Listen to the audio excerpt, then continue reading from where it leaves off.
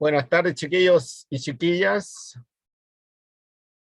Esta es la clase de Biología de Invertebrados que dictamos para los estudiantes de Pedagogía, Biología y Ciencias.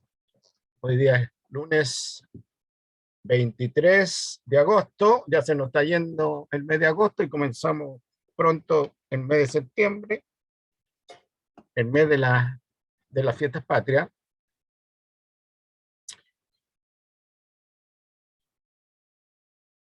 Y ya en mes de septiembre tenemos por ahí la primera prueba.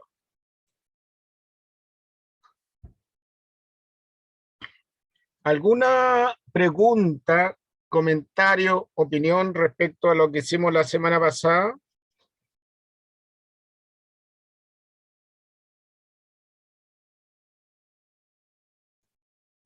Yo estoy al día con ustedes respecto a la subida de las clases. Algunas personas me señalaron que tenían problemas para meterse a la clase grabada. Las personas que tienen el correo que termina en userena, @userena, no deberían tener problemas porque están autorizadas de forma automática. Las personas que no tienen el correo userena, @userena, tienen que cambiarse al @userena para poder entrar en forma automática.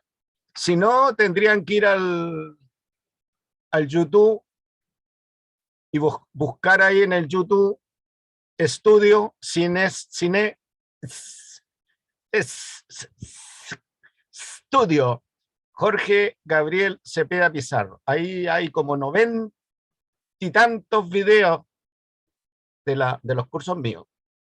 El curso de ustedes está codificado como BioIN 21 CL, que es la clase. Primero está el día y después el mes. Por ejemplo, hoy día dijimos que era 23 de agosto, entonces el código para la clase, el número, va a ser 238, 23 de agosto. Así que yo les sugiero que cambien al @userena.cl, si todavía están dando vuelta ahí con alumnos UCL, porque creo que ese está ya obsoleto. Bien, la clase pasada analizamos lo que entendemos por subreino. Punto 1, ¿cuáles son los subreinos que reconoce Ellen Curtis y que reconoce la mayoría de los zoólogos? Hablamos de los mesozoos, hablamos de los parazoos y hablamos de los eumetazoos. Dado que las esponjas son un grupo de animales relativamente comunes en el mar, nosotros tenemos algunas esponjas bastante humildes, las esponjas más grandes, más bonitas, de colores, qué sé yo, están en los mares tropicales, en los arrecifes de coral, y como ya se lo señalé en la clase anterior, constituyen recursos ecoturísticos bastante importantes. La gente paga, ¿no es cierto?, por ir a hacer algunos paseos en bote y tomar fotos desde el bote, o si no, se meten al agua, buceo, para tomarle fotos a los arrecifes de corales, y entre ellos las esponjas. También hay muchas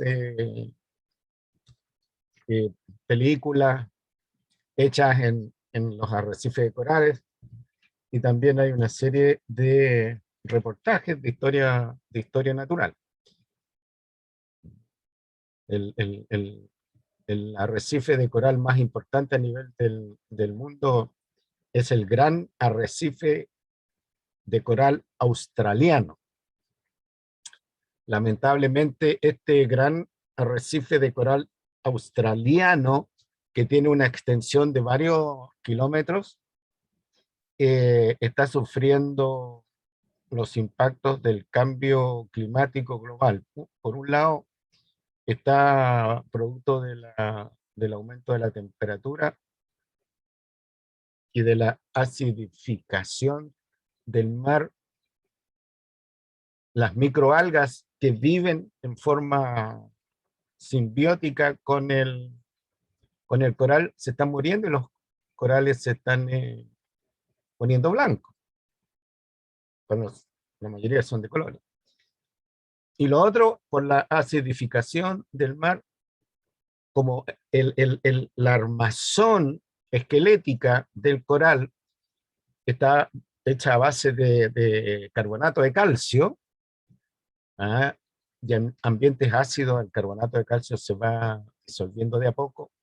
Los corales entonces están muy frágiles frente a los embates de las olas. Y además, como ustedes pueden haber visto en las noticias, en distintas partes del mundo, producto del cambio climático global, la fuerza de las olas está aumentando.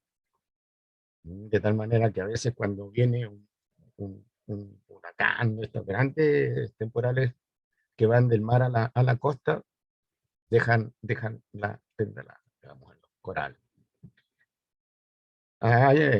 Recuerden que los corales han sido importantes en la construcción de las islas, en las más famosas islas tropicales, como Cuba, por ejemplo, el continente australiano, que es una gran isla, están construidas en base a esqueletos de coral. Entonces vamos a darle una mirada un poquito más detallada a las esponjas. ¿Ya? Además, para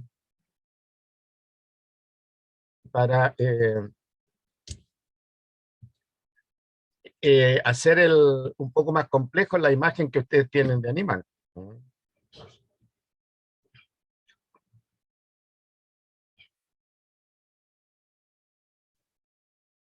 Vamos entonces a ir a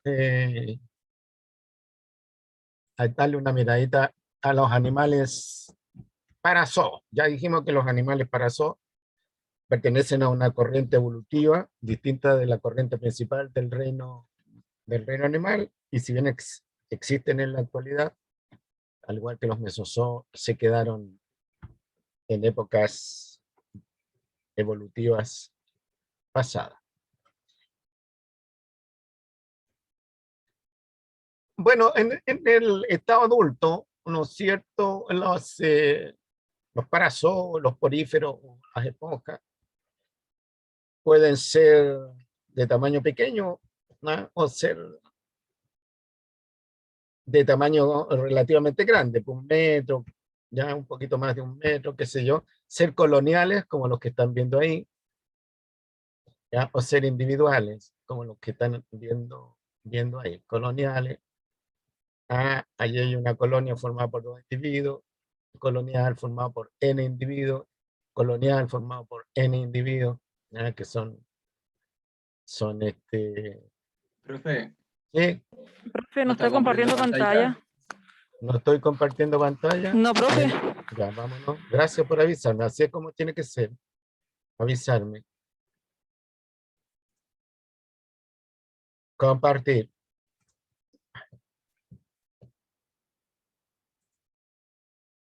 Ahora sí.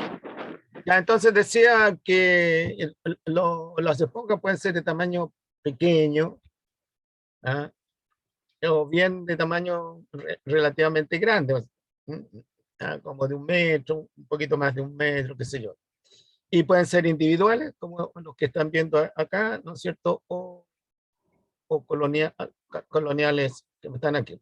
¿Qué se entiende por un individuo individual, un organismo individual? Usted, por ejemplo, es individual.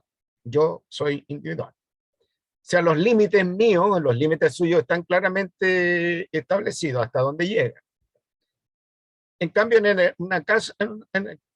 en una colonia, ya los individuos están formando una suerte, en el caso de los invertebrados, una suerte de macrocolonia, donde comparten partes del cuerpo,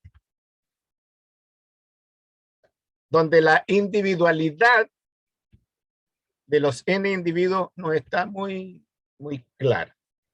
Ese es un concepto de colonia. Otro concepto de colonia, y esto puede inducir a confusión entre ustedes, que también se le llama colonia a un agregado de individuos individuales.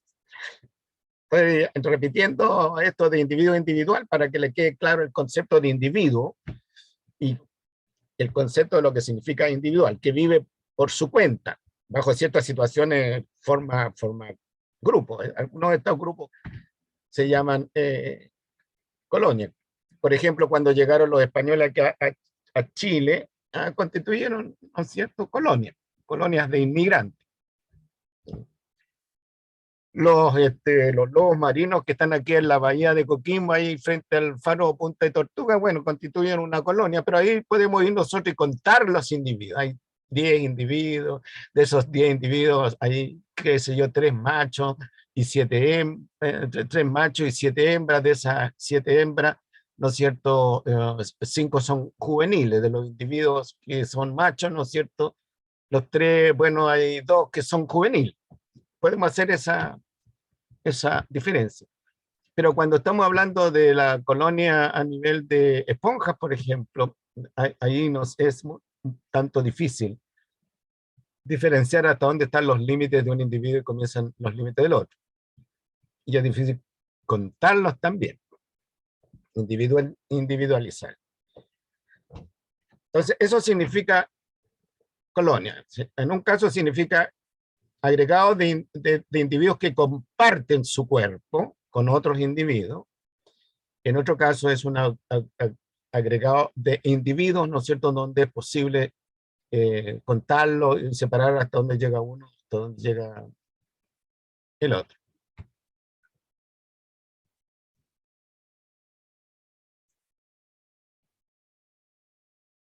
La posición filogenética ya se la he señalado. Tenemos la posición filogenética de los mesozoos, muy cercanos al origen. Se piensa que esta es una propuesta, no está esto ya claramente evidenciado, ¿no? Es una suerte de hipótesis. Los mesozoos derivarían de ciliados ancestrales, en cambio los parazoos derivarían de flagelados ancestral. ¿Ya? Porque como está muy cerca del origen, se considera entonces un grupo primitivo. Y ahí está la posición zoológica, desde el punto de vista taxonómico, de los parazoos, ¿no es cierto?, con un solo filum, y los mesozoos también con un solo filum. Como es un solo filum, nosotros podemos pensar que esto es un artificio, ¿ya?, de la clasificación. Es una propuesta de un zoólogo que nos permite entender, explicar un poco la situación.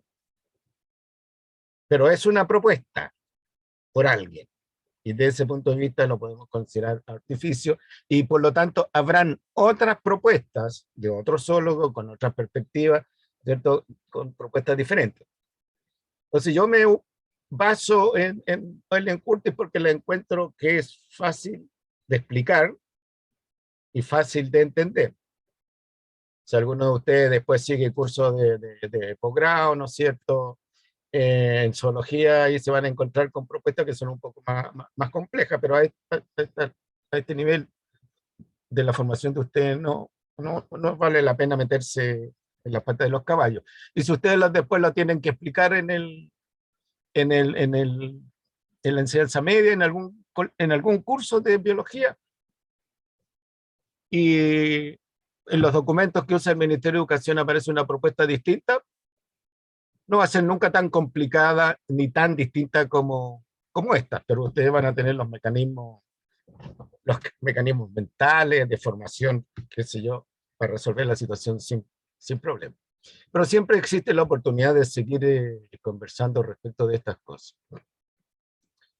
También, por el hecho de tratarse de animales considerados primitivos por su estructura y por su biología, bueno, los poríferos hay alrededor de 4.200 especies, la mayoría de ellas marinas, la mayoría de ellas en los trópicos. Hay algunas especies de aguas dulces. Estas 4.200 especies hacen algo así como el 0,4%, la nada misma, digamos, dentro del reino animal, comparado con los artrópodos, ¿no? Que son alrededor de 75, 74%. Bueno, aprovechando también, a pesar que se los señalé en la clase anterior, se han reconocido 50 especies de mesozoos, que hace la nada misma, menos 0,01 de las especies del reino animal.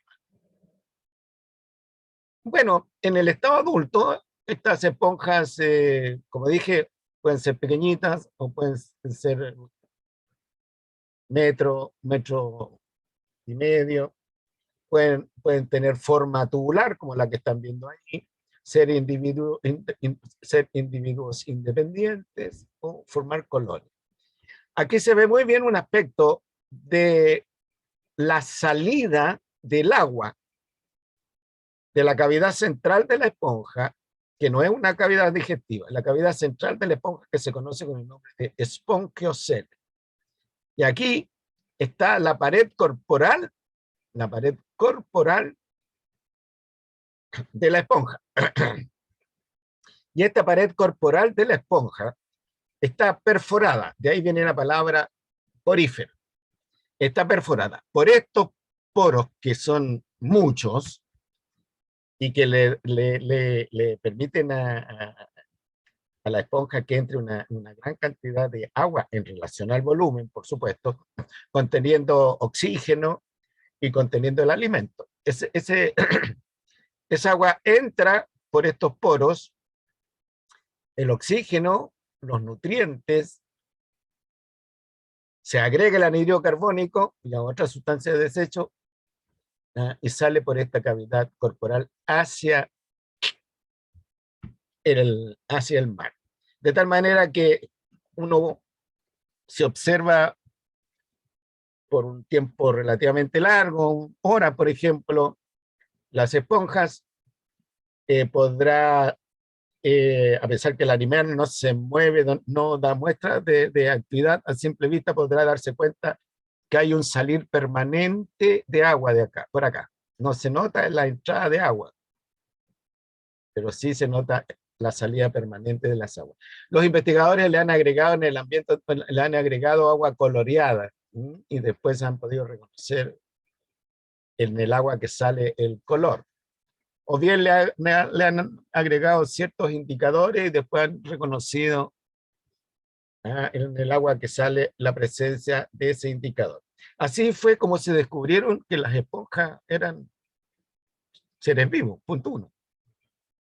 Y que tenían más bien características de animales que de plantas. Antiguamente fueron clasificadas como, antiguamente lo digo, en la época de los griegos clásicos, los griegos naturalistas, lo clasificaron como vegetales, basado en el criterio de que no se mueven y no se ve nada ya que pueda ser achacado a un animal.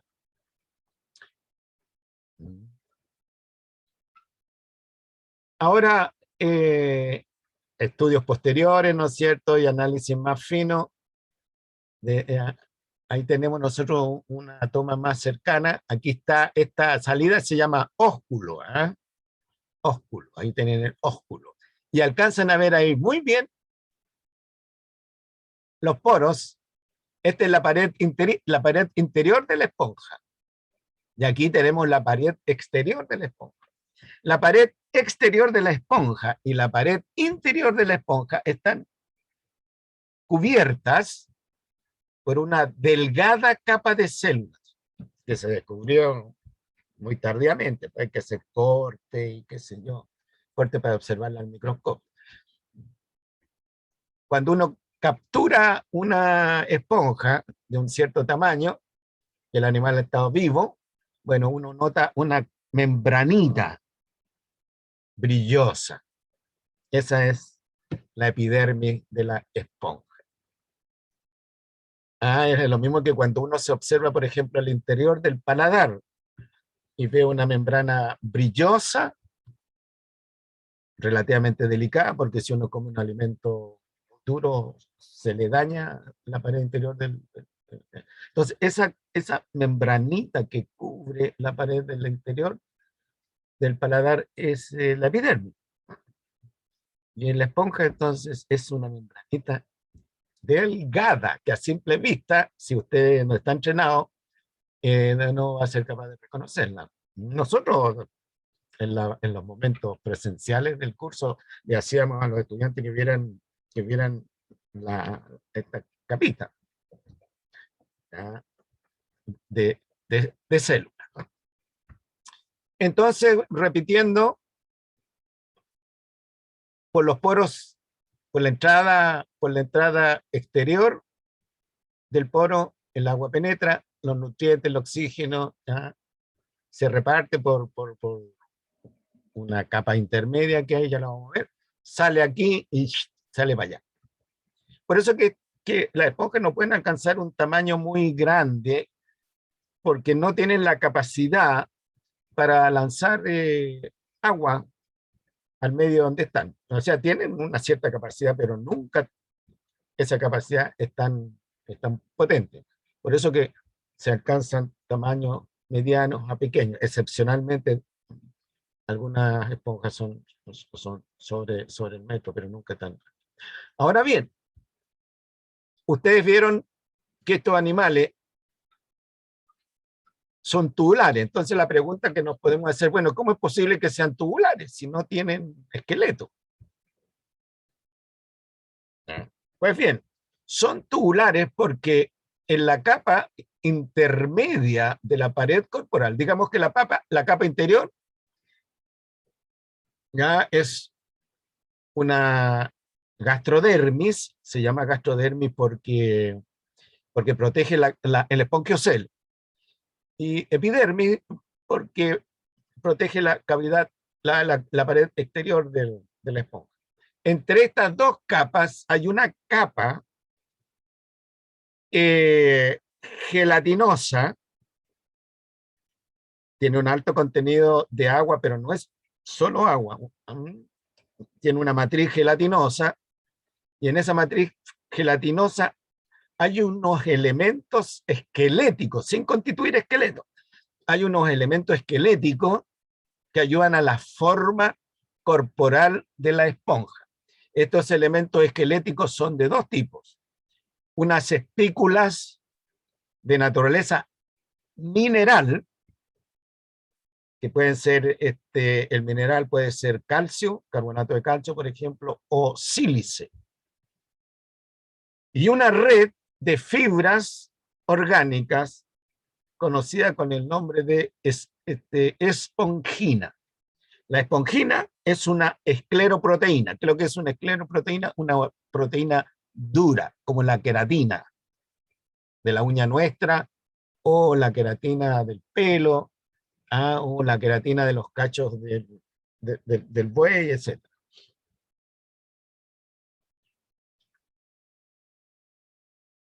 Aquí tenemos nosotros, ya, aquí tenemos nosotros un diagrama de la esponja más simple. Esta es una esponja pequeñita, casi microscópica, y el animal en su estado adulto está adherido, ya donde estoy indicado yo, por esa parte.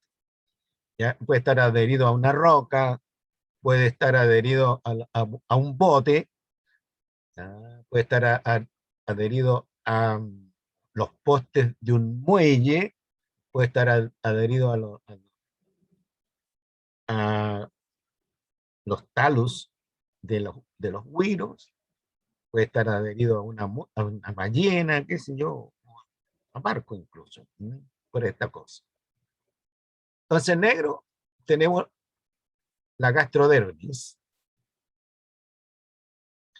Y aquí tenemos la epidermis. En estas esponjas simples, la capa intermedia no está muy desarrollada. Y aquí tenemos los poros y la flecha indica el movimiento del agua. Esto se llama espongiocele o atrio. Y esta salida se conoce con el nombre de ósculo, que quiere decir algo así como boca. ¿No? Esta es la estructura básica de las esponjas simples, que tienen esta característica, ¿no es cierto?, de los poros. Tiene una mesoglea, tiene una capa intermedia poco desarrollada. Aquí hay un monito que muestra la situación de la esponja de una manera un poquito más atractiva. Bueno, tenemos la epidermis, aquí tenemos la gastrodermis. La célula más característica de la gastrodermis es una célula que se conoce con el nombre de coanocito. Se lo estoy indicando ahí, coanocito. Esta célula es una célula flagelada, ¿ya? El movimiento de los flagelos ayuda al movimiento del agua. Entonces, en la esponja hay cientos de coanocitos que están moviendo el agua de tal manera que permiten que el agua entre por el poro, ya se reparta por la capa intermedia, llegue a la capa de coanocito y de ahí a la cavidad, al atrio o el espongiocele. La epidermis está constituida por un tipo de célula que se conoce con el nombre de pinacocitos. Pinacocitos. Recuerden que la palabra cito quiere decir célula. Pinacocitos. Esa es la célula, la célula característica. Ahora bien, entre la epidermis y la gastrodermis hay una capa, le dije yo, rica en agua, pero no solo agua. Esta capa se llama mesoglea. Glea quiere decir gelatina y meso llama intermedio. En la mesoglea existen células especiales conocidas con el nombre de amebocitos. Estas células especiales se mueven por la mesoglea, llevando cosas. Estas células especiales se llaman precisamente amebocitos por eso, porque tienen la cavidad para moverse dentro de la mesoglea. Además, en la mesoglea pueden estar las espículas y la red de esponjina. En algunas esponjas dominan las espículas. En otras esponjas domina la esponjina. Se ha mirado desde el punto de vista de su nivel primitivo, son animales extraordinarios. Las células son capaces de elaborar, ¿no es cierto?, estructuras esqueléticas.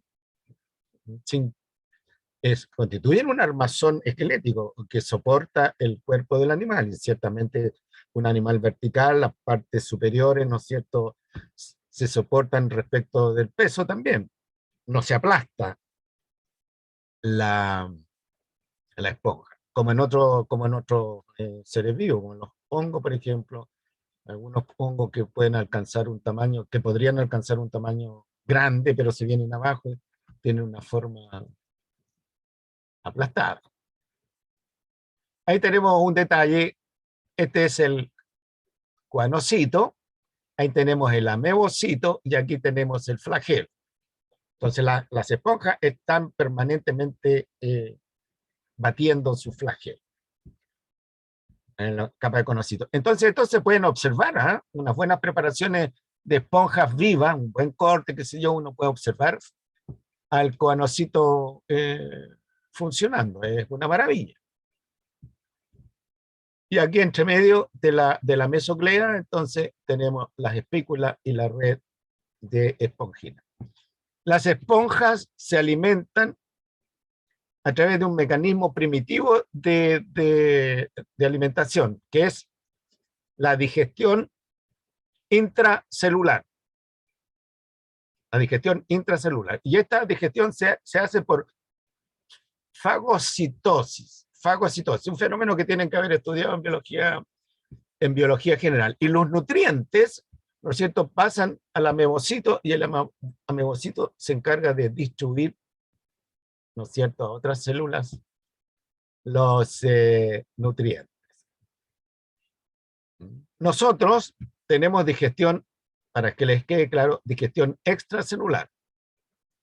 Eliminamos las enzimas digestivas a la cavidad digestiva y al lumen del intestino, sobre todo el intestino delgado. Se produce la digestión y nosotros absorbemos los nutrientes digeridos.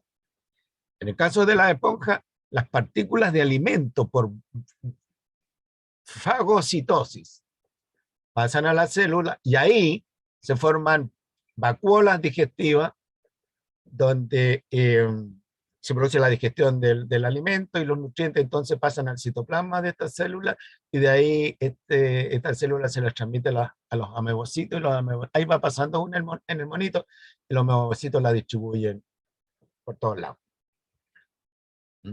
Esta condición de las esponjas se considera una condición primitiva, que es otro antecedente a favor de la condición primitiva de las esponjas.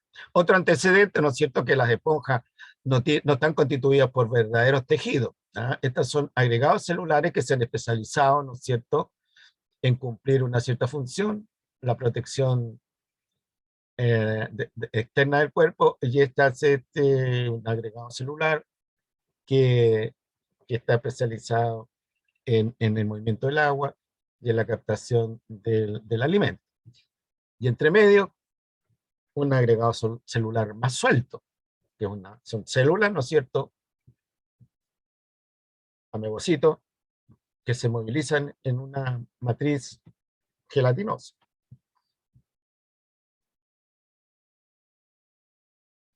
Aquí tenemos nosotros la red de esponjina. Esta es la famosa esponja de tocador, que se usó mucho en la Edad Media y en los inicios del siglo XX. Porque la esponjina es una estructura, ya le dije, de escleroproteína, algo dura, que sirve para limpiar las asperezas de la piel.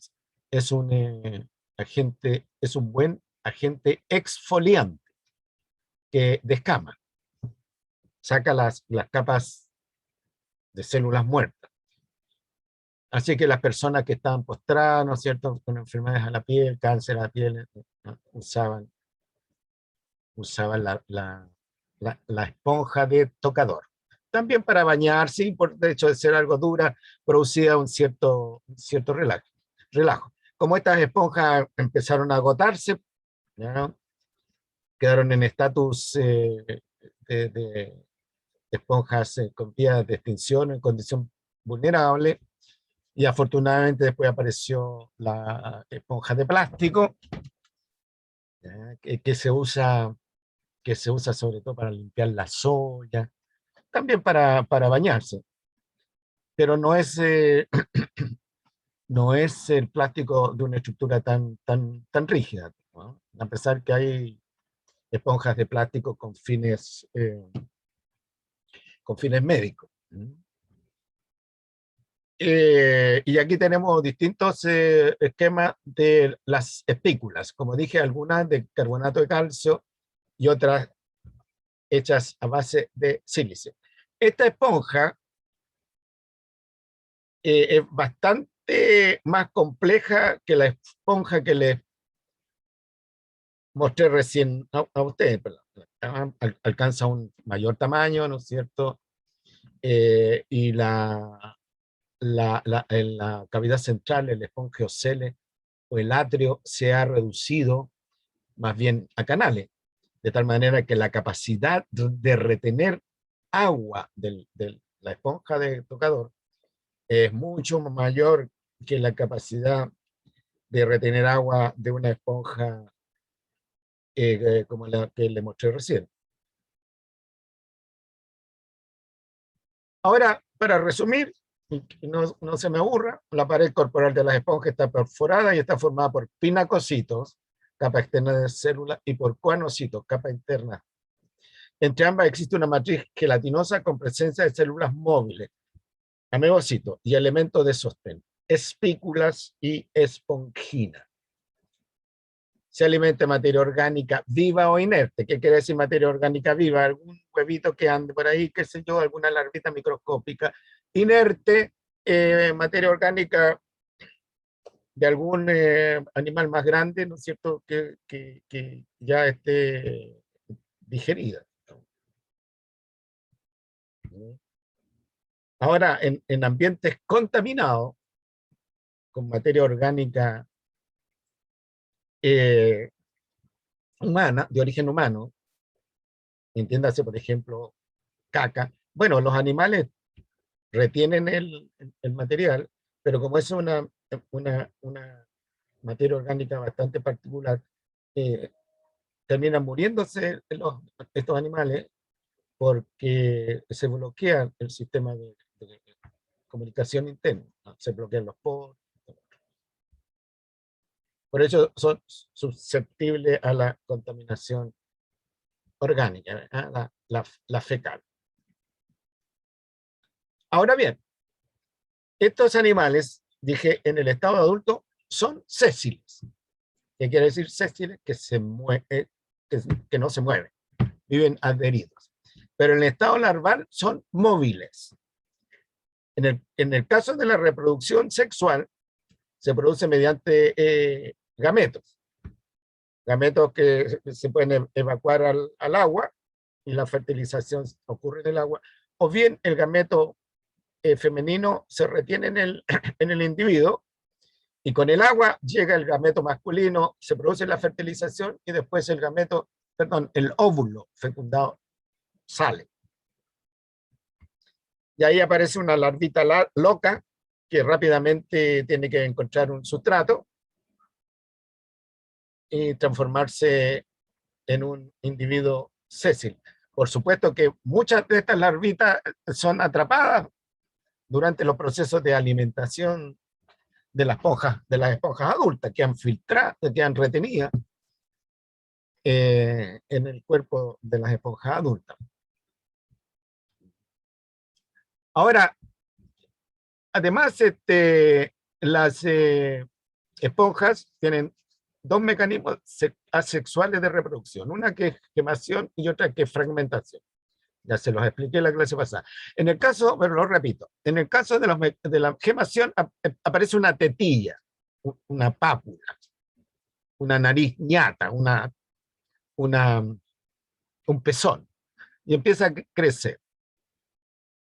Puede seguir creciendo adherido al cuerpo del organismo materno, y ahí después empiezan a compartir un mismo atrio o espongiocele, o bien, cuando va creciendo, se separa y busca rápidamente un nuevo sustrato. Esa es la gemación, mediante gemas. Yema también se conoce. Y la fragmentación es que un cuerpo de la esponja usted lo puede fragmentar, cortar en N trozos, ¿cierto? Y esos trozos devolverlo al mar, y esos trozos, las células que conforman esos trozos se reorganizan y pueden dar origen a un individuo completo y eventualmente a una colonia. Esta era la técnica que usaban los cultivadores de esponjas de tocador. En los mares mediterráneos sacaban esponjas, las pasaban por rejillas especiales, los trozos los devolvían al mar y esperaban un tiempo que crecieran. Lo devolvían al sector rocoso del mar, pero no crecen bien en el sector arenoso. Aspectos biológicos de las esponjas. Las esponjas son mayoritariamente marinas, viven de preferencia en mares tropicales y de poca profundidad, son abundantes en los arrecifes de coral. Comparten, ¿no es cierto?, con los corales, las rocas. Son pocas las especies que se alimentan de esponjas. Hay un pez por ahí que tiene la boca, que tiene los labios de la boca bastante gruesos, que le permite ramonear, ¿no es cierto?, en esponjas y en corales. Son duros. En la pared corporal de las esponjas pueden vivir algas unicelulares que le comunican color. En la cavidad corporal de las esponjas pueden vivir pequeños peces. Poliquetos. Los poliquetos son gusanos de mar. Y los crustáceos son jaivitas, que se alimentan de la materia orgánica presente en la cavidad. Como comprenderán ustedes, las esponjas al alimentarse no son muy finas, sino que es atrapar, qué sé yo, la materia orgánica está ahí, y en eso, en la cavidad del espongiocele se junta mucha materia orgánica de desecho, no solo producto de la actividad de las esponjas, de la digestión de las esponjas, sino simplemente materia orgánica que está en proceso de descomposición y que las esponjas no han sido capaces de atrapar. La importancia actual de las esponjas es más bien científica por su condición de animales primitivos y turística, al ser componente importante de arrecife y coral. Antiguamente la esponja de tocador, muerta, se usaba para la limpieza de la piel enferma humana y la limpieza de los caballos pura sangre. Nosotros podemos reconocer dentro de las esponjas 3 grandes grupos. Las llamadas esponjas córneas, cuyo ejemplar más característico es la esponja de tocador. Vean ustedes la cavidad, y este es el ósculo, la pared corporal, y así se alcanzan a ver los poritos. La esponja de tocador, una verdadera maravilla cuando están intactas, pero no cuando son usadas como esponja de tocador para que se la piel. Cuando están ahí, unas maravillas. Y después tenemos las esponjas córneas, donde el componente principal de la espícula es el carbonato de calcio. Y después tenemos las esponjas de sílice, donde el componente principal es el sílice. Esta esponja se llama el canasto de Venus, es una maravilla. Ya, yo la vi montada en un museo de historia natural y le hacían llegar una luz potente. Y esta esponja estaba, el puro esqueleto, esta esponja estaba montada en una base que iba girando. Y las reflexiones de la luz que eran realmente impresionantes. La esponja de Venus. Bueno, ahí tienen algunas referencias. Cualquiera que quiera adquirir mayor información sobre la biología o la historia natural de la esponja, vaya a YouTube. Hay una cantidad enorme de videos, algunos de los cuales son extraordinariamente bonitos y bastante educadores. Aclaran muchas cosas que uno pudiera tener confusas respecto de estos organismos, aunque primitivos, todavía presentes en los mares. ¿Alguna pregunta? ¿Comentario?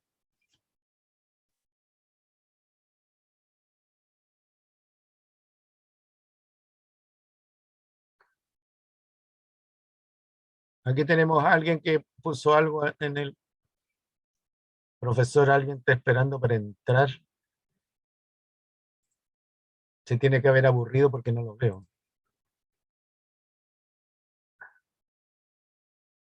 Traten de llegar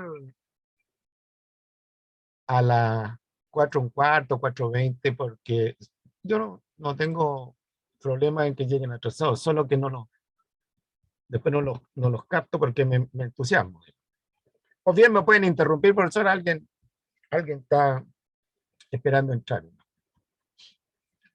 Bueno, ¿algún comentario? ¿Opinión? ¿Pregunta? Bueno, yo espero que ustedes se maravillen con estos animales. Profe, a mí me Sí. pareció algunos conceptos muy interesantes, por ejemplo, que el orificio que tenía la esponja, el orificio de arriba se llama ósculo. Y yo Ósculo. esa palabra la había escuchado antes, pero nunca pensé que hacía referencia a eso. No, ósculo también significa, suena un poco, a ver, un poco cliché, un poco forzado, cuando un varón a una dama le dice, dame un ósculo. ¿Sabe lo que quiere decir el varón cuando le dice a la dama, dame un ósculo? Beso. Es un beso, si no me equivoco. Exactamente, dame un beso. Ahora, este tiene en el caso de estos animales, probablemente también en el caso del beso, la interpretación en este momento no recuerdo si es del griego o del latín, ¿no? Del latín osculum, osculum, ese es, osculum. Si usted busca ya el origen de la palabra ósculo, le va a aparecer, ¿no es cierto?, la explicación. Entonces, estos animales fueron observados por los griegos, griegos naturalistas, y después se fueron observados por los filósofos naturalistas y después por los zoólogos en siglos pasados. Y le pusieron osculum, que nosotros lo traducimos como ósculo, porque nosotros no hablamos, la zoología moderna ya no usa tanto el latín, pero antiguamente la zoología moderna, la zoología de esos años, usaba el latín. Nosotros usamos el latín todavía para los nombres científicos. Bien, no habiendo alguna otra consulta, Profe, yo tengo una consulta, sí, hágala. o no sé si es que lo iremos a ver más adelante, pero más que nada como la función que cumple la esponja en el mar, más allá como de ser parte Mira, del ciclo. primero, eh, a ver, primero, no todos, a ver, lo voy a decir de otra manera, me parece muy interesante la pregunta.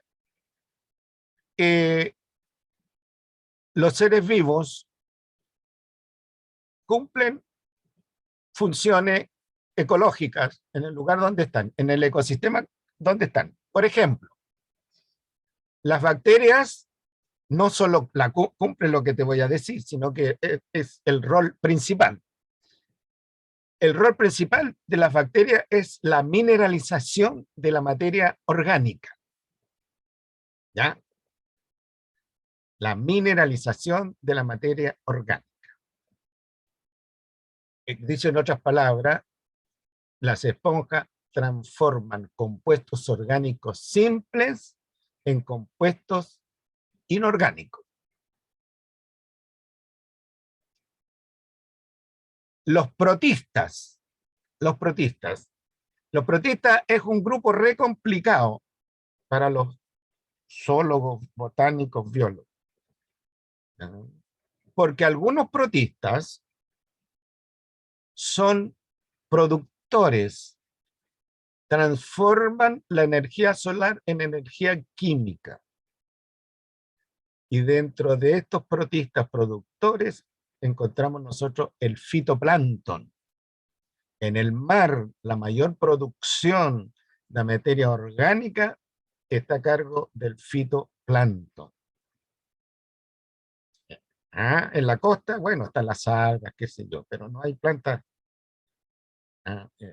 Y si nos vamos a mar abierto, no hay sustrato para las algas, y ahí tenemos el fitoplancton.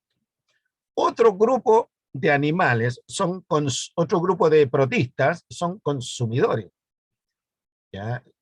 Por eso que en algunas clasificaciones zoológicas, estos protistas, consumidores, son puestos dentro del reino animal.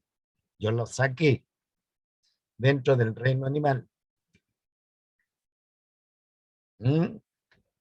Y los protistas fotosintéticos en clasificaciones del reino vegetal antigua estaban considerados como vegetales. Así que si encuentran alguna clasificación del reino vegetal, a lo mejor van a encontrar los protistas fotosintéticos. ¿Ya? Y otro grupo de protistas son, bueno, quedémonos para la explicación, son consumidores. ¿Ya? Después tenemos los hongos.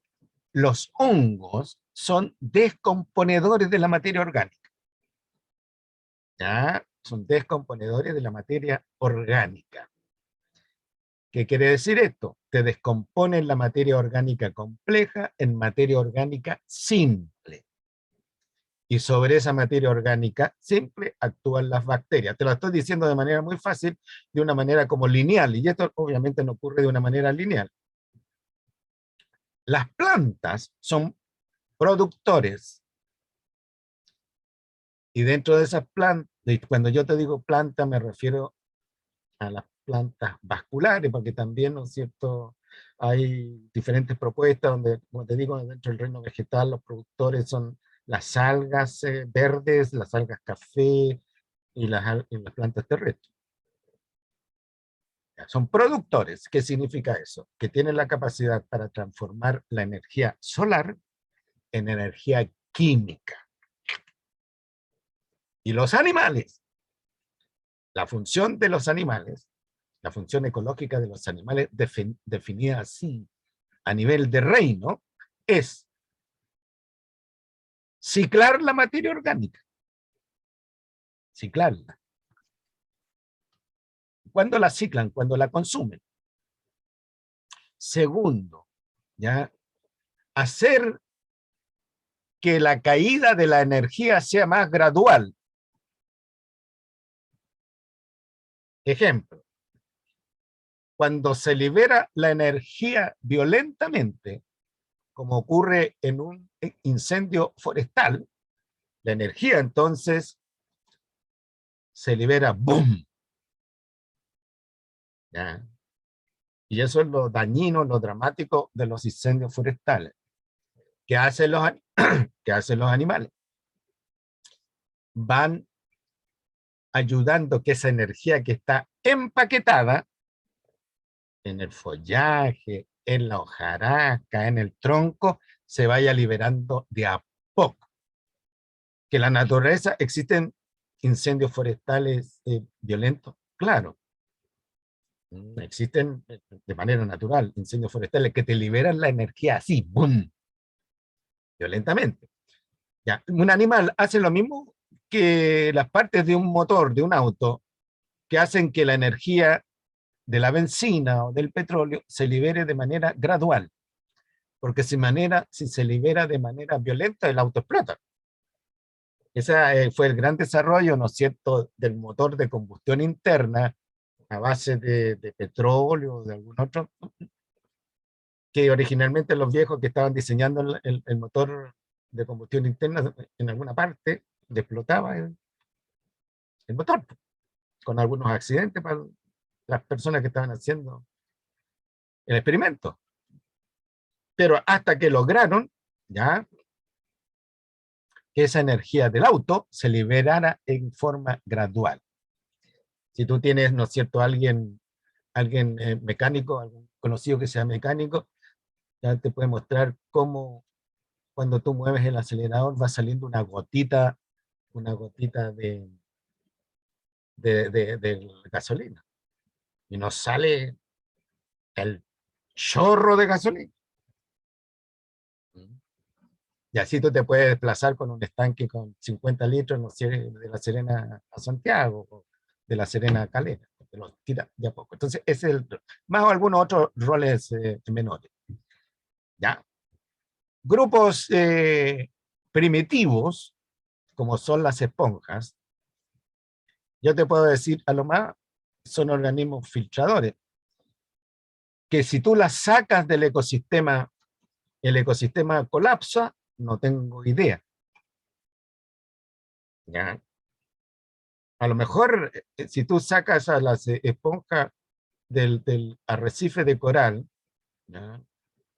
Bueno, no va a haber nadie que se alimente de la materia orgánica que está suspendida en el agua, ¿ya? Porque podríamos pensar que para los arrecifes de coral las esponjas son organismos limpiadores, como filtran, son organismos limpiadores, pero también viven los corales, que los corales también son organismos filtradores y por lo tanto son limpiadores del sistema. En resumen, lo que quiero decir yo, que los organismos puestos en el ecosistema le podemos asignar un rol ecológico dependiendo a qué grupo de organismos pertenece, qué reino, por ejemplo, pero el tamaño del rol, la relevancia del rol, puede que varíe de un organismo a otro. Dicho en otras palabras, si el organismo que tiene un rol ya poco relevante, tú lo sacas de ahí y el ecosistema no se altera. En cambio, tienes organismos que son más relevantes y los sacas y el ecosistema se altera. Se hicieron algunos experimentos una vez en Estados Unidos, después se repitieron acá en Chile, en la costa rocosa. ¿Ah? En algunos sitios experimentales se sacaron las estrellas de mar y aumentaron los erizos negros. Y en lugares donde no habían erizos negros, se pusieron estrellas y disminuyeron los erizos negros. Bien digo, los erizos negros. ¿Cuál fue la conclusión? Por supuesto, el experimento fue más complicado. ¿Cuál fue la conclusión? Que las estrellas de mar cumplen un rol ecológico importante en el borde costero, que cuando no están, algunas otras especies proliferan. Ejemplo, en el caso nuestro, el erizo negro. El erizo negro es una especie, es un organismo herbívoro. Se alimenta de las algas que crecen arriba de la roca. Ya lo vamos a estudiar al final del curso. ¿Entiendes? Entonces,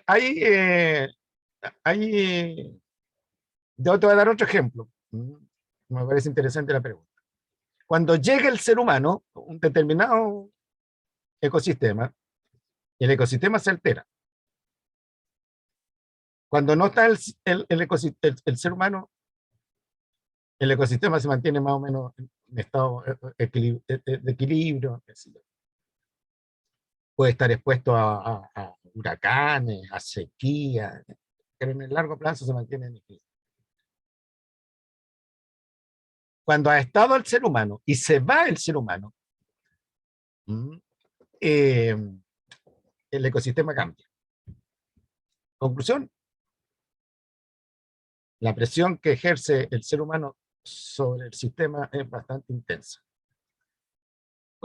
¿Dónde se ha visto? Acá, cuando llega el ser humano, tala la vegetación, el bosque, por ejemplo, para construir madera, para obtener madera y construir casas, para usar leña, para abrir el suelo para el cultivo.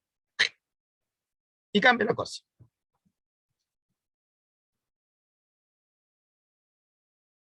cuando se va el ser humano, por ejemplo, los cultivos ya se agotaron, ya se puede seguir trabajando la tierra, hay enfermedades que hacen imposible la presencia del ser humano en ese lugar, hay plagas, ¿ya? Que hacen imposible trabajar la agricultura en ese lugar, el ser humano se va y cambia el ecosistema. ¿Sí? Entonces, ahí hay una evidencia que el ser humano ejerce una presión ecológica importante. Pero el ser humano es un cordado, ya lo vimos en la clase pasada. En la clase pasada. Pero no todos los cordados ejercen la misma presión que ejerce el ser humano. Y no todos los animales ejercen la misma presión que ejerce el ser humano sobre los ecosistemas donde vive el ser humano. La relevancia ecológica del ser humano. Dice en otras palabras, donde está el ser humano, el ecosistema se altera, se cambia, se desestabiliza. En estos momentos nosotros tenemos una tremenda fuerza desestabilizadora, ¿no? Ya no estamos hablando del ecosistema de aquí, de la Bahía de Coquimbo, sino que estamos hablando del ecosistema global. La cuestión desestabilizadora es el cambio climático global, que se le achaca principalmente, no únicamente, a la acción del ser humano desde que el ser humano aprendió a liberar la energía, desde la revolución industrial para adelante. Antiguamente el ser humano usaba la energía animal, la energía humana, el esclavo, por ejemplo. Piensen que las pirámides de Egipto se construyeron a fuerza de esclavos, o sea, energía animal. Pero desde que el ser humano fue capaz de liberar la energía fósil acumulada en capas geológicas del pasado, bueno, empezó a alterar los sistemas, sobre todo el sistema atmosférico. Está tan alterado el sistema atmosférico que esa alteración se está reflejando, ¿no es cierto?, en los ecosistemas terrestres y en los ecosistemas marinos. Pues vean, ¿no es cierto?, vean el oleaje, vean la televisión con el oleaje de ayer, porque los tornados, la fuerza de los tornados que destruyen la costa. ¿No? La fuerza de la fuerza de los huracanes, ¿no? La fuerza de los tornados que destruyen la costa y las inundaciones que están ocurriendo. Eso se achaca. Yo todavía no estoy muy convencido, pero se achaca al cambio climático global. Yo no estoy convencido simplemente porque sería terrible para nosotros, dramático. Hay algunas personas que dicen que ya es dramático.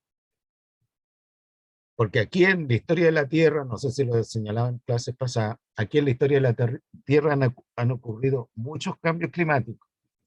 Pero lo más dramático fue cuando la atmósfera primaria, rica en metano, se transformó y se hizo rica en oxígeno.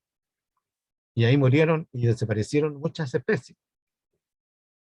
La segunda gran transformación fue con la caída de un gran meteorito, ¿no es cierto?, y que habría sido la causa del cambio climático, la causa de la extinción de los dinosaurios.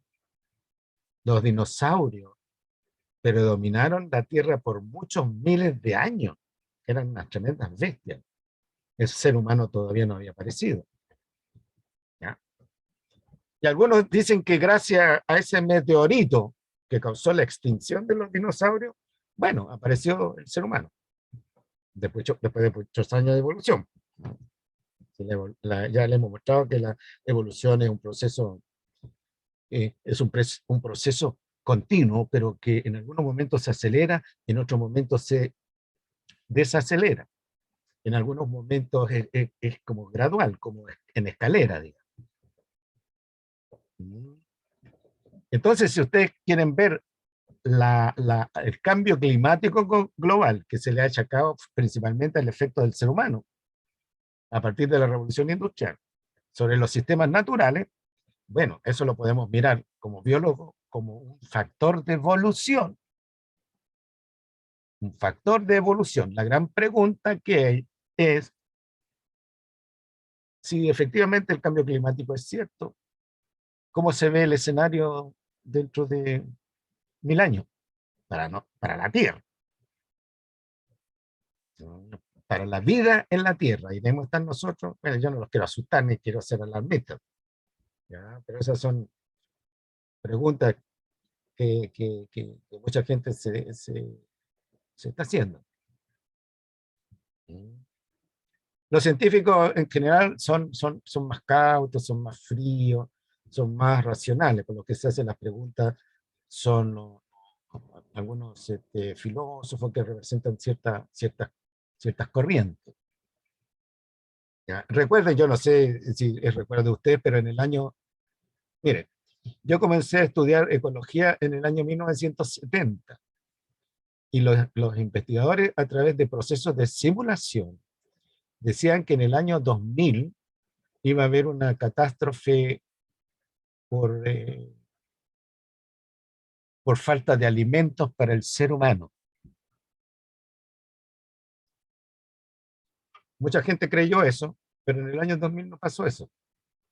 Estuvimos en el año 1999 hasta el 31 de diciembre del 99, todos 1999, todos asustados.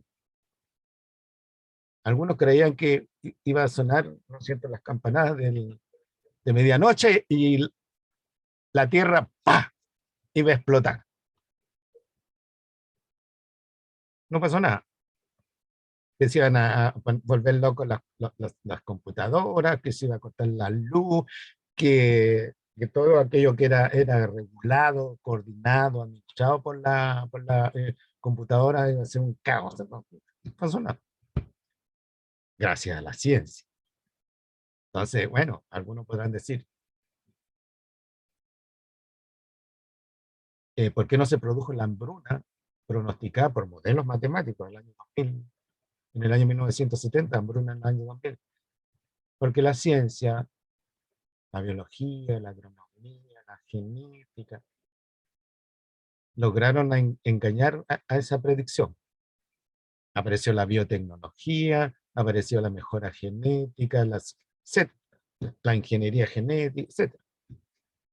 Y eso significó que hubo más alimento para el ser humano y de mejor calidad. ¿Ya? Pero nos vamos acotando. O sea, vamos como dicho de otra manera, estamos inflando un globo. En los orígenes inflar el globo no costó nada porque la capacidad de las paredes del globo así lo permitía. Pero ahora inflar el globo cuesta cada vez más. Y en algún momento, ¿no es cierto?, las paredes del globo se pueden reventar. Dicen otras palabras, la consistencia física y la estructura química del globo, con tanto aire no aguanto más. ¿Me entienden? Entonces, para resumir, hay especies que cumplen un rol importante en la naturaleza. Si no están, o si están, si llegan, producen una alteración del ecosistema. Por ejemplo, estamos muy preocupados nosotros de las especies invasoras. Si bien es cierto, que quede claro, el virus no es un ser vivo, ahí tiene ustedes un ejemplo de comillas, porque si van con esto a los microbiólogos, se van a enojar conmigo, pero es un ejemplo de comillas, como una especie, esto, comilla para especie, invasora, está causando los problemas que está causando. El virus, chiquillo y chiquilla, el COVID, vino para quedarse acá. ¿Ya? Lo más probable entonces que para los próximos años, si es que controlamos esta cuestión, nadie quiere que esta pandemia sea de por vida, pues imagínense los estragos que está causando. ¿Ya? El virus va a quedar en alguna parte y todos los años, cuando se conozca el momento en que el virus ataca, bueno, la gente se va a tener que vacunar, todos.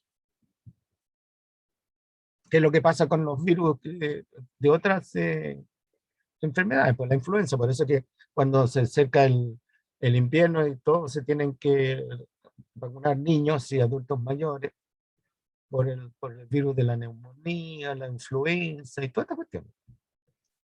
¿Ya? O sea, lo que les quiero decir en el caso de agricultura, cuando un insecto se mete a un país donde no ha existido antes, ese insecto tiene todas las probabilidades de transformarse en una plaga, se combate ese insecto con insecticida y qué sé yo, pero en alguna parte queda, ¿ya? Y puede brotar la plaga cada cierto tiempo, ¿ya?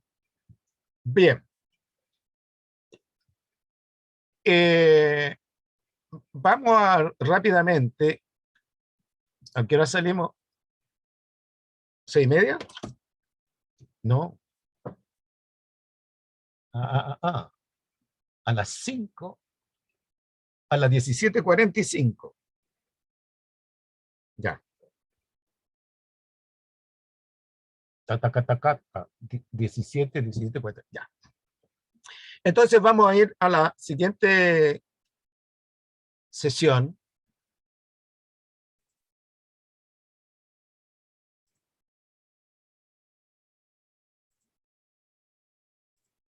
De la clase. Vamos a hacer una revisión de el reino Eumetazoa ahora. Esto lo tratamos en la clase pasada, el viernes a lo mejor lo traté muy rápido. Pregunta respecto a lo que está puesto en la diapo. Alguien que necesite aclarar el significado de los términos.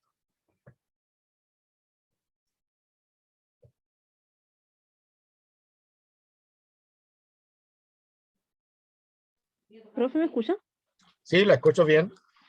Ya. ¿Podría explicarme de nuevo lo que Habla un poquito más fuerte porque... tejido? Habla un poquito más fuerte porque no te escucho bien. Espera, ¿ahora sí? ¿Se escucha bien? Sí, ahora te escucho Ya. impecable. Quería saber si me podría explicar lo que significa nuevamente tejidos verdaderos. Bueno, en el caso de las esponjas, nosotros dijimos que las esponjas tenían conglomerados de organización, conglomerados de células de organización laxa. Este conglomerado de células en las esponjas no se considera un tejido en sentido estricto. Por ejemplo, la capa de células que yo les hacía mención recién, que cubre la pared externa de las esponjas,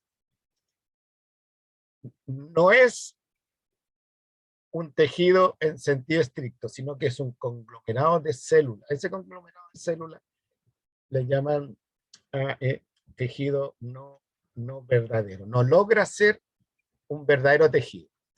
¿Qué es lo que es un verdadero tejido?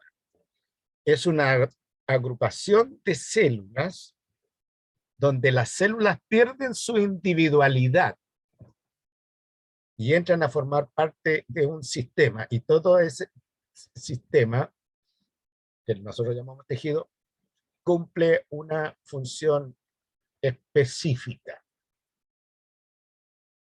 En el caso de la epidermis, como lo dice el nombre, es proteger la superficie externa del cuerpo. Usted, por ejemplo, si se mira el brazo, la piel de la mano, la piel del brazo, ¿ya? Va a reconocer la epidermis. Pero no va a poder reconocer células independientes. En el caso de las esponjas, lo que decía recién como proceso de reproducción asexual, bueno, los pescadores trozaban el cuerpo de la esponja y cada trocito. ¿Ya? Entonces, estos conglomerados de células que formaban parte del trozo se reorganizaban y podían construir un tejido, una esponja verdadera. Entonces usted, para hablar de tejido verdadero, tiene que pensar en el tejido, ¿ya?, como una suerte de capa constituida por células que han perdido su individualidad. ¿Ya? Y esta capa tiene una función específica. Hay algunas excepciones, por ejemplo, la sangre, que se considera tejido. Ahí el medio donde están las células de ese tejido, los glóbulos rojos, los glóbulos blancos, y algunos otros tipos de células que pueden estar ahí, no son relativamente independientes, a pesar de eso. O sea, cumplen todos una función definida. El caso del glóbulo rojo, por ejemplo, el transporte de oxígeno, ¿ya?, y de anhídrido de carbono. El caso de los glóbulos rojos, los glóbulos blancos, bueno, moléculas que contribuyen a la defensa del cuerpo. La defensa química del cuerpo. Disueltos en el líquido de la sangre, bueno, la hormona, ¿no? Bueno, entonces el tejido verdadero se puede considerar como una capa relativamente compacta, formada por células que han perdido su individualidad. La forma es relativamente uniforme en este tejido, ¿no? Y lo peor de todo, aunque no es cierto para todos los tejidos, han perdido lo que le llaman la totipotencialidad. La totipotencialidad, es decir, que esa célula pueda transformarse en otras células, dar origen a otras células. En el caso de la piel, afortunadamente para nosotros, ya si usted se hace un corte en la piel, bueno, las células de la piel tienen la totipotencialidad y por eso que se recupera el tejido. En muchos casos queda la cicatriz, porque la recuperación no es exacta. En otros casos no queda la cicatriz. Pero si se daña el tejido cerebral, por ejemplo, por un infarto cerebrovascular, ese tejido celular no se recupera. Porque las células nerviosas están tan especializadas que han perdido su capacidad para ser capaces de reemplazar a otras células dañadas. En algunos tejidos, las células todavía conservan la capacidad para reemplazar células dañadas, como el caso de la piel. El reemplazo puede ser imperfecto o perfecto, pero por lo general se produce si la herida es muy grande, se produce una cicatriz. Piense usted, por ejemplo, las personas que se queman la piel, los injertos. Los injertos recuperan parte de la piel, pero no recuperan toda la zona. Por eso que la gente que se quema, se quema la piel, queda con el rostro marcado, porque la recuperación no es completa, porque esas células han perdido su capacidad para... por eso hablamos con tejido verdadero, con órganos y sistemas de órganos. Dicho en otras palabras, en estos grupos de animales vamos a encontrar capas de células que funcionan como tejidos y que cumplen ya funciones específicas, han perdido individualidad, El tejido cumple funciones específicas, ¿no? Han perdido individualidad y han perdido la capacidad para dar origen a otras células. En la mayoría de los casos, ya la mitosis, por ejemplo, la capacidad mitótica. Otra pregunta.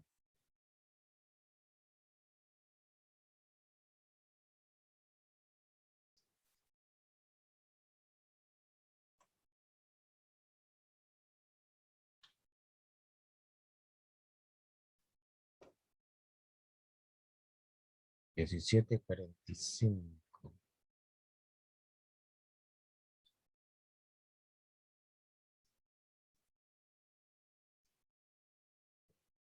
Bueno, esto es lo que significa presencia de tejidos, órganos y sistemas de órganos. En un organismo, en un animal completo como somos nosotros, encontramos la piel, también le llaman sistema tegumentario, encontramos el sistema muscular, el sistema esquelético, el sistema nervioso, el sistema endocrino, el sistema circulatorio, el sistema linfático, el sistema respiratorio, el sistema digestivo, el sistema urinario y el sistema reproductor. Esto es para un animal completo como nosotros, pero no todos los animales tienen todos los sistemas. Aquí tenemos nosotros el detalle de la función, un poco resumido. Ya la función, por ejemplo, la función de ingestión, tragar el alimento, la digestión, digerir el alimento, la absorción de los nutrientes y la digestión, es decir, la salida del alimento no digerido, está a cargo del sistema digestivo. No todos los animales tienen sistema digestivo. Nosotros, como somos animales completos, tenemos sistema digestivo. Esto lo puede usted revisar con más calma. ¿Ya? Y la posición filogenética, que también la vimos la semana pasada, de los animales eumetazoos. Aquí tenemos nosotros ya el ancestro de los animales eumetazoos. La teoría dice que probablemente ya, en los animales eumetazoos se derivan de ancestros flagelados, que pasaron del estado unicelular al estado multicelular y después al estado en que aparecen los tejidos. Y aquí aparecen dos tipos de tejido o tres tipos de tejido embrionario. En el caso de dos tejidos embrionarios, la diploblastía se llama. Habría aparecido un ancestro con un tejido, con un ectoderma y un endoderma. Y a partir del ectoderma y del endoderma se habrían formado el resto de los tejidos. Y después los órganos. Y después los sistemas de órganos. La diploblastía. Y la otra vía evolutiva, que se habría formado un organismo multicelular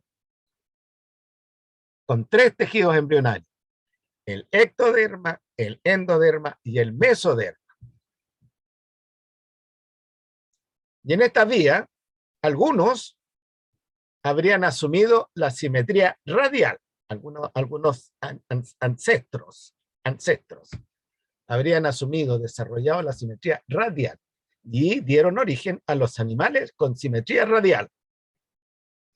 Y otros habrían tomado esta vía, triploblástico, y habrían dado origen a la simetría bilateral. Y de aquí la simetría bilateral ya deriva, ¿no es cierto?, respecto de si tiene un pseudoceloma,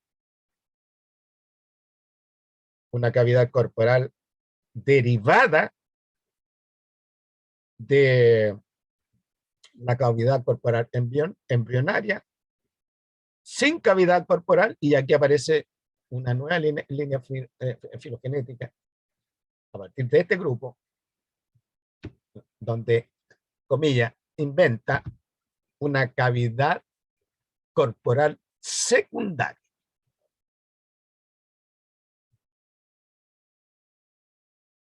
¿Ya? Y así, ¿no es cierto? Así, ¿no es cierto? Sigue. Nosotros estamos aquí, vertebrados. Ahí el monito representa un pez. Vertebrado. Usted puede seguir, ¿no es cierto?, su historia hacia atrás. Aquí tiene un antepasado, ¿no es cierto? Aquí tiene otro antepasado, aquí tiene otro. Por supuesto que estos antepasados ocurrieron hace varios miles de millones de años atrás. El antepasado más cercano a nosotros es el mismo antepasado que tienen los chimpancés. Nosotros nos derivamos del mono. Derivamos de un antepasado, del cual se derivó, del cual nos derivamos nosotros y nos derivamos, perdón, nos derivamos nosotros y se derivaron los chimpancés. No sé qué lo que era, no sé si ese era un hombre mono o un mono hombre, ese ancestro, pero nosotros nos derivamos del mono. ¿Ya?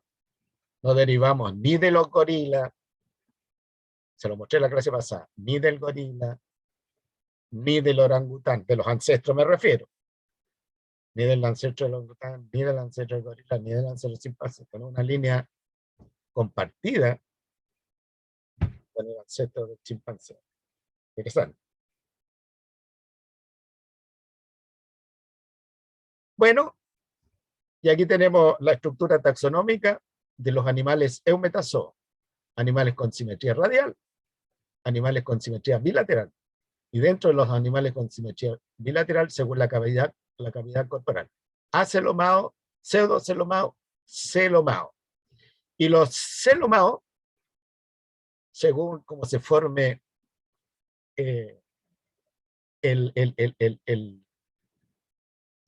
la boca definitiva. Celomao. El grupo de animales protostomados, eumetazoos protostomados. Si la boca del adulto proviene de la boca embrionaria, blastoporo. Protostomado. Deuterostomado, si la boca, si el ano del adulto proviene del blastoporo. Y ahí estamos nosotros. Y después un grupo extraño, que no lo vamos a ver, que no tiene una explicación muy clara, los llamados los fosforados. Consecuencia de los celomados, desde el punto de vista de cómo se origina la boca del adulto, tenemos los protostomados, los deuterostomados como los grupos característicos. Cuando yo hablo la boca del adulto, en realidad no me estoy hablando de la boca suya, la boca mía. Por supuesto que esto responde a eventos embriológicos. ¿Ya? El embrión tiene un orificio primitivo que se llama blastoporo. La palabra blasto quiere decir embrión. Poro, poro. Tiene un poro. Ese poro no es un poro definitivo. Ese poro se transforma después en la boca del embrión, ya la boca definitiva, ¿ya? A nivel embrionario. Y después, ¿no es cierto?, esa boca definitiva del embrión se transforma en la boca definitiva del animal juvenil, del animal adulto. Esos son los protostomados. En otro caso, ese blastoporo da origen al ano, a la boca opuesta, al poro opuesto. Y ese ano se transforma en el ano definitivo. Pero todo eso se manifiesta muy tempranamente, ¿ya?, en el desarrollo embrionario. Cuando digo boca del adulto, no es porque me esté refiriendo a la boca suya, a la boca mía, o al ano suyo, o al ano mío, ¿ya?, sino que es el definitivo. El definitivo ya aparece, en la boca definitiva, el ano definitivo ya aparece, ¿no es cierto?, en las etapas embriológicas, sino en las iniciales, las que vienen después. Piensen ustedes que en el caso del ser humano, ¿ya? El embrión se transforma rápidamente en el feto, ¿verdad? Y en el feto ya aparece la boca definitiva, pues, el ano definitivo. Bien, vamos a quedar hasta aquí. Esta la analizamos en la clase pasada, diferencia entre animales vertebrados, esos que están ahí, y animales invertebrados. ¿Ya? Y ahí están las diferencias. De todas maneras, esto está siendo grabado y yo lo voy a subir al YouTube y de ahí al Moodle. Pero también está grabado en la clase del día viernes. Bueno, se va a cortar la cuestión, si es que ya no se ha cortado. Que tengan un buen pasar. Miren que yo tengo clase a las 6 ahora. Chao. Muchas Ya gracias, está, profes. profe. Hasta luego. Chao.